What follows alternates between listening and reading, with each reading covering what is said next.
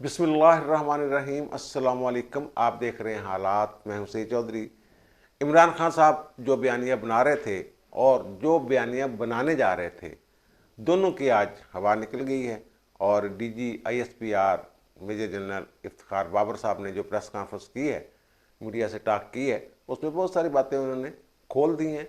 और फिर कुछ उन्होंने इंकशाफात भी किए हैं, कुछ ऐसे फैसलों के बारे में बताया है जो बड़े खुशाइंद हैं इस मुल्क के लिए।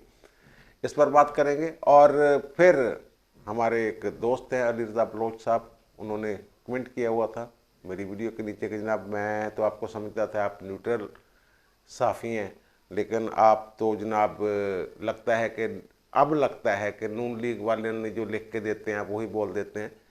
कमेंट्स मैंने बहुत सारे पढ़े हैं, कुछ चंद एक रह भी गए हैं, तो वो कमेंट्स का मैं जहाँ ज़रूरी होता है वहाँ जवाब भी दे देता हूँ वहाँ भी। तो लेकिन ये कमेंट जो है ये मेरे दिल को ज़रा इसने दुखी किया है कि मैं ना यार नून लीग के साथ हूँ, ना मैं इमरान खान का मुखालिफ हूँ, ना मैं इमरान खान के साथ हूँ, ना मैं पीपल्स पार्टी के साथ हूँ। कभी जो बंदा आइन के साथ खड़ा होता है, मैंने फ़ौज पे जितनी तनकीद की है पिछले दिनों अपने व्लॉग्स में, मेरा ख्याल है कि शायद ही मेरे जैसे किसी और साफ़ी ने उतनी तनकीद की हो, लेकिन वो तनकीद की एक वजह थी। अब अगर मैं नून लीग की या अपोजिशन की जमातें जो थीं अब हुकूमत में हैं, हुकूमती इत्तेहादी, उनकी कोई तारीफ़ करता हूँ तो उसकी कोई वजह है। और ख़ान साहब जो हैं वो जो हरकतें कर रहे हैं और ख़ान साहब पे जो तनकीद है मेरी, उसकी वजह ये यार मैं हूँ आइन के साथ। जो बंदा आइन के साथ चलता है, जो जमहूरी इक़दार को अहमियत देता है, उससे आप कैसे आप कह सकते हैं कि उसके ख़िलाफ़ गुफ्तगू करें। और जो इन चीज़ों के ख़िलाफ़ जाता है, अब ख़ान साहब ने, मैं बार बार अर्ज़ कर रहा हूँ कि एक ऐसी नफ़रत की दीवारें, बल्कि जहर भर दिया है, एक दूसरे की बात सुनने के लिए तैयार नहीं।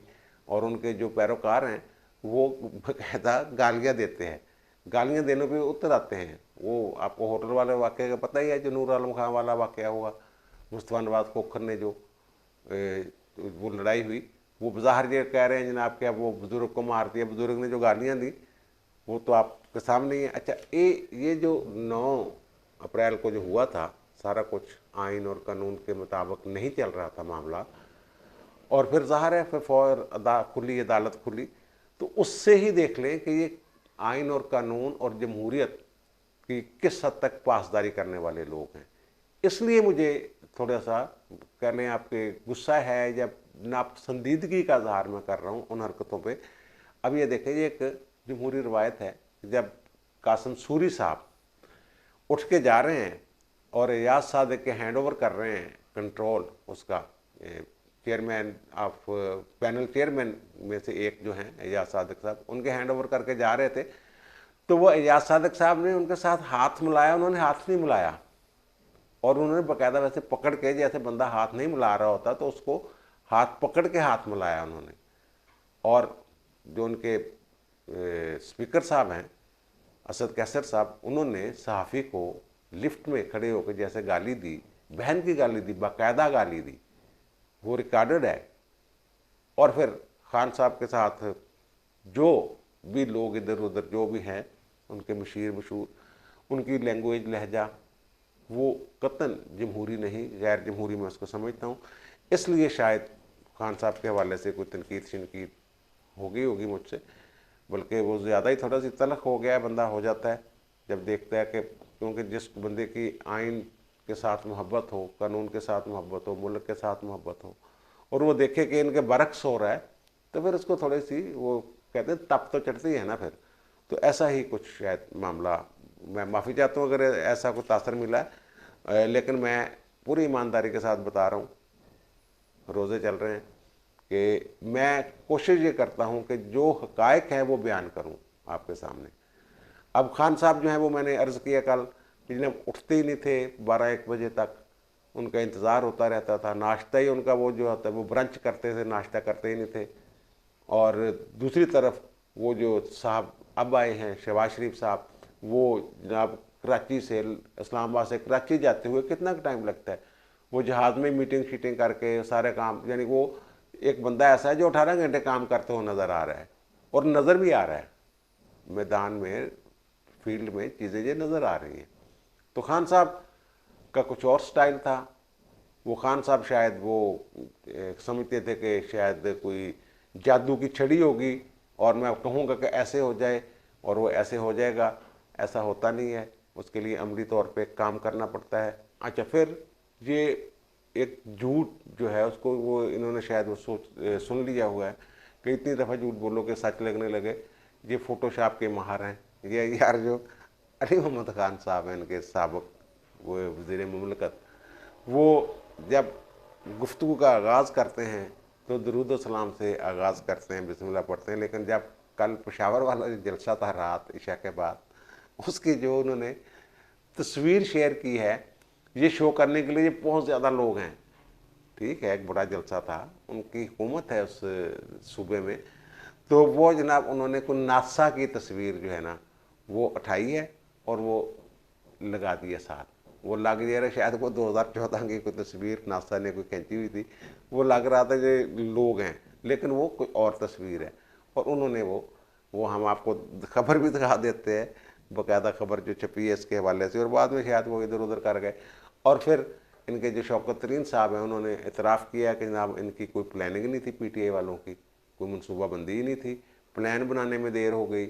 और फिर वो कहते हैं कि सरकारी कारोबारी इदारों के लिए हम कुछ नहीं कर सके। फिर डॉलर वाली बात कल भी उन्होंने की थी कि जनाब डॉलर इसलिए उसकी कीमत जो है वो ऊपर गई कि हमारे जो सियासी अदम इस्तेकाम, यानी कि खान साहब की हुकूमत जो थी वो डामाडोल सी थी, कोई इस्तेहकाम नहीं था, अपोजिशन पीछे जड़ी हुई थी, लोगों को यकीन नहीं था, बेयकीनी की सूरत यार। तो ये खुद वो एतराफ़ कर रहे हैं। और फिर मैंने एक व्लॉग में ये अर्ज़ किया था कि खान साहब कहेंगे कि मुझे क्यों निकाला, और कल उन्होंने ये कहा कि मुझे क्यों निकाला, यानी मुझे क्यों निकाला की जगह उन्होंने मेरा जुर्म क्या था, रात को 12 बजे अदालतें क्यों लगीं। भाई इसलिए 12 बजे अदालतें लगी कि आपके स्पीकर साहब जो हैं वो गलत बयानी कर रहे थे बार बार। पहले इजलास बुलाया, फिर मुलतवी किया, फिर बुलाया, फिर मुलतवी किया, फिर बुलाया, यानी वक्फे लेते रहे। और ये बात मैं पूरे वसूख से कह रहा हूँ कि इनकी जो अपोजिशन वाले हैं लीडर जो हैं, ये इनकी मुलाकात हुई स्पीकर साहब से हुई थी और उनके चैम्बर में, तो उन्होंने ये कहा था कि अफ्तारी के बाद 7:30 बजे मैं वोटिंग करवा दूंगा। लेकिन उन्होंने तकरीरों में मामला डाल दिया, तकरीरें चल रही हैं जनाब, हो रहा है और वो हो रहा है। और साद रफ़ीक साहब ने उन्हें इस तरफ उनकी तवज्जो भी दिलाई कि जनाब अब आपका टाइम हो गया है, अब करवाएं, आप किन चक्करों में पड़े, वोटिंग करवाएं। साफ नज़र आ रहा था ये लड़ाई, ये कहते हैं ना आखिरी वक्त तक लड़ूंगा। लड़ना यार कवायद के अंदर रह के, कायदे के अंदर रह के खिलाड़ी ने खेलना होता है ना, अगर उससे बाहर जाएंगे फिर तो वो जंग है। और खान साहब ने एक जंग शुरू की हुई थी, सुप्रीम कोर्ट का हुक्म था कि जनाब मुकम्मल करना है ये प्रोसेस अदम एतमाद वाला, और खान साहब के बंदे जो वो उसको लटकाई जा रहे हैं और कोशिश में है कि किसी तरीके से इसको आगे ले जाएं।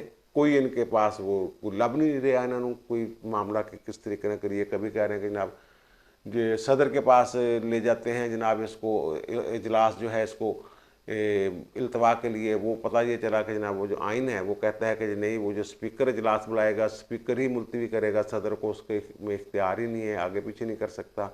बहरहाल जो भी इनसे गैर कानूनी काम हो सके खुद को बचाने के लिए, खुद को बचाने इनको पता था मैंने बचना नहीं, बस सिर्फ मुखालिफ को तकलीफ़ देना। कुछ दिन अजियत पसंद होते हैं कुछ लोग। खान साहब की शख्सियत का एक और पहलू जो सामने आया है वो ये है कि अजियत पसंद भी है, ये मुखालफिन को अजियत दे के इंजॉय करते हैं। और इनका और कोई मकसद नहीं था। 2 दिन 3 दिन कितने दिन लेट हो जाता। खान साहब के पास जब अक्सरियत रह ही नहीं गई थी, उनके अपने लोग छोड़ गए थे, तो फिर खान साहब का ये जो इधर उधर ऐसे कलाबाजियाँ वगैरह, उल्टबाजियाँ बल्कि ये सिर्फ इसलिए थी कि जनाब दूसरों को अजियत देनी है, अपोजिशन को खुश नहीं होने देना।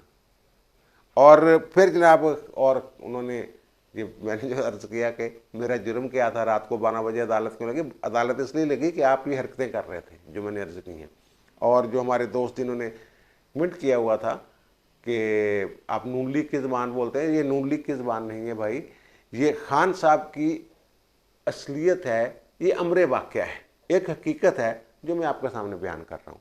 अब खान साहब वो बयानियाँ बना रहे थे जनाब काफ़ी अरसे से कि एब्सोल्युटली नॉट, एब्सोल्युटली नॉट। हालांकि इनके मोहित यूसुफ ने, अमेरिका ने, मुख्तलिफ साफ़ियों ने ये कहा कि उन्होंने अड्डे नहीं मांगे भाजी, तुसी एब्सोल्युटली नॉट किहड़ी गल तो कह देता, उन्होंने तो कुछ मंगिया ही नहीं, तुसी एवें कह देता। तो वो जनाब वो DGISPR ने आज ये बात खोल दी है। और फिर उन्होंने वो जो नवाज शरीफ के बारे में फिर कहा है कि वापस आ, मैं तेरा इंतज़ार कर रहा हूँ। भाई 3.5 साल आप कोशिश करते रहे उनको वापस लाने के लिए, वो नहीं ला सके। वो कहते हैं मैं जनाब जाऊँगा और बोरिस जॉनसन से कहूँगा, वो पकड़ के मुझे दे देगा जनाब, कान से पकड़ के ले आऊँगा। बड़ी कोशिश की इन्होंने, शहजाद अकबर वगैरह ये वो। अब वो खुद भुगत रहे हैं बेचारे शहजाद अकबर और शहबाज गिल के बारे में सुना कोई इंक्वायरी भी शुरू हो गई है।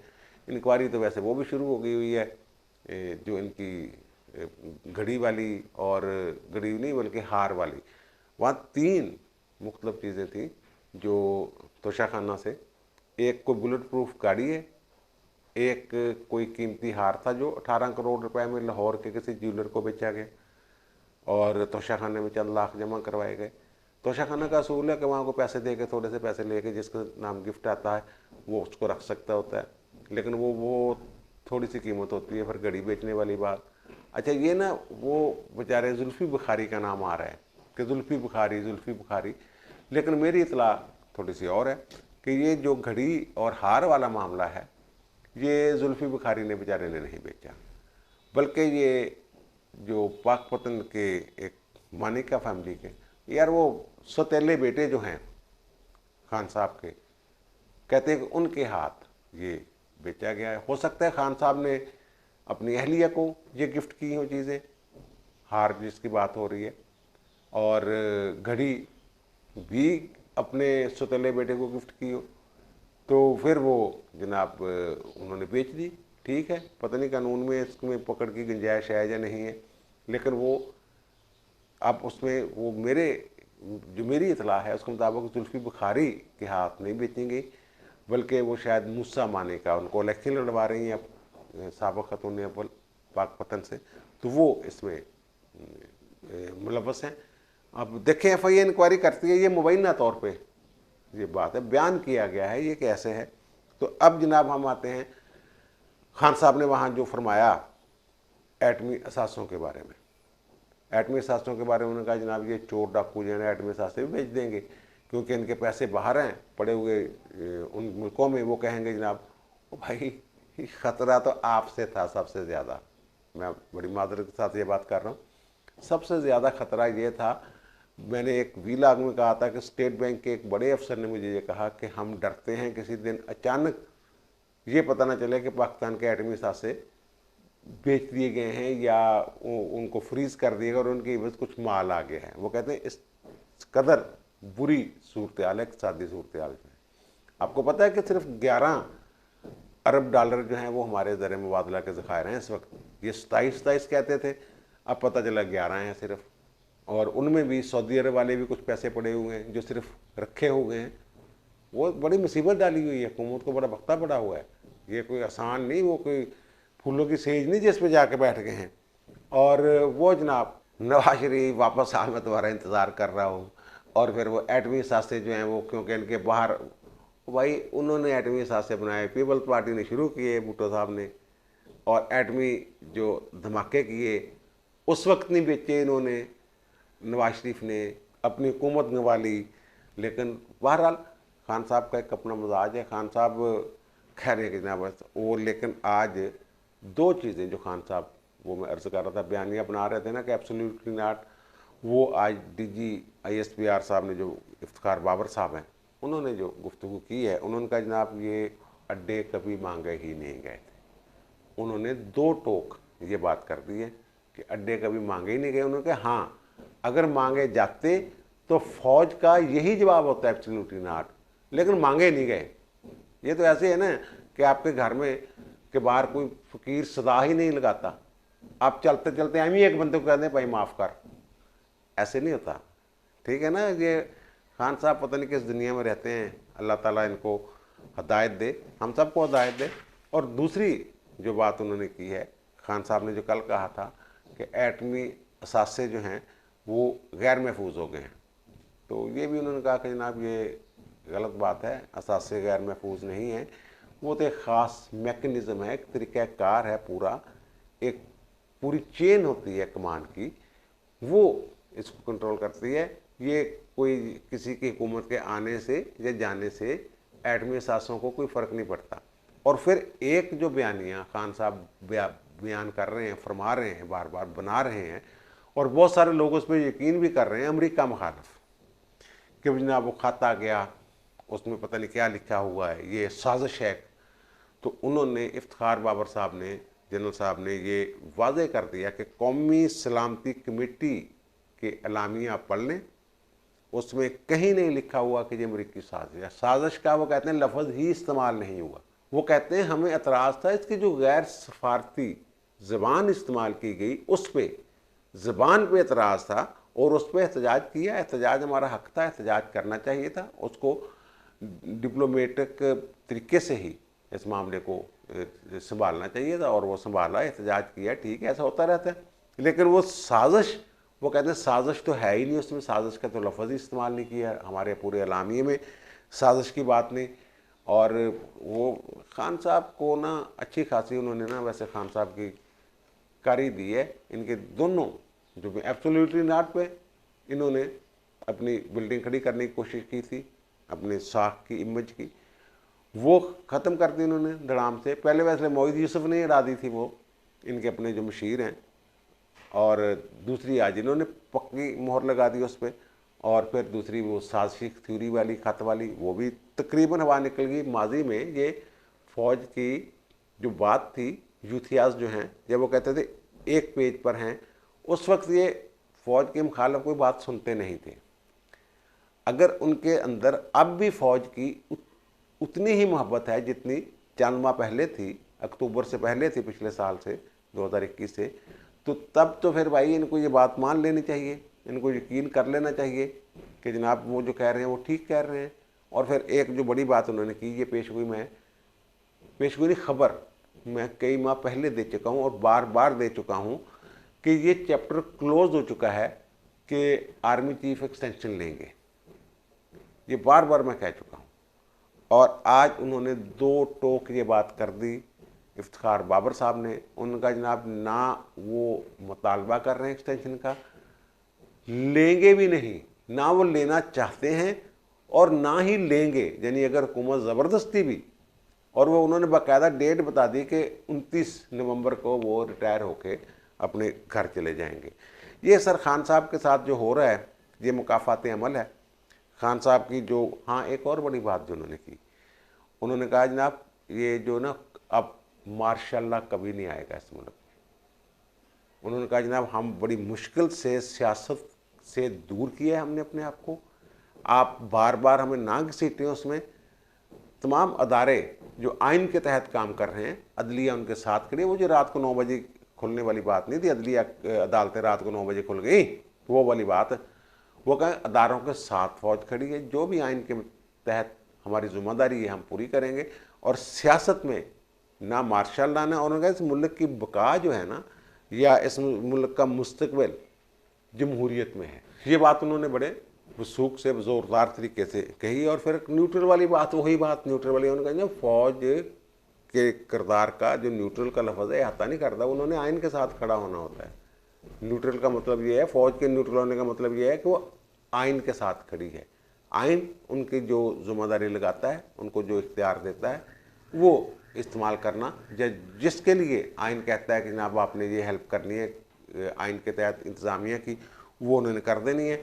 बहरहाल खान साहब के बयानिया से आहिस्ता आहिस्ता हवा निकलती जानी है। और मुझे तो एक और जो ख़तरनाक चीज़ लग रही है ये है कि कहीं खान साहब के कुछ पोल ना खुलने शुरू हो जाएं, वो कोई गड़बड़ ऐसी ना हो जाए कि खान साहब की यहूदी लाबी और ये वाली चीज़ें, बहुत सारी चीज़ें, जैसा कि उनके एक जो ब्रदर इन लॉ हैं, एक्स ब्रदर इन लॉ जो बरतानवी हुकूमत में भी हैं, उन्होंने अफसोस का इजहार किया और फिर उनके हुकूमत को बाकायदा इजहार करना पड़ा कि जनाब सानू कोई अफसोस नहीं होया, ये भाई नूं अफसोस ये होया होएगा साबक साले नूं, सानू कोई अफसोस नहीं है, एक खुदा अपना ज़ाती बयान है। बहरहाल कुछ बातें होगी इस पर भी, ये जो मैं कह रहा हूँ ना कि ये जो लाबी शाबी काम कर रही है पीछे। अब मुझे दीजिए इजाज़त, इंशाल्लाह दोबारा मुलाकात होती है नए व्लॉग के साथ। अल्लाह ताला आप पर, मुझ पर, हम सब पर मेहरबान रहे। अल्लाह हाफ़िज़।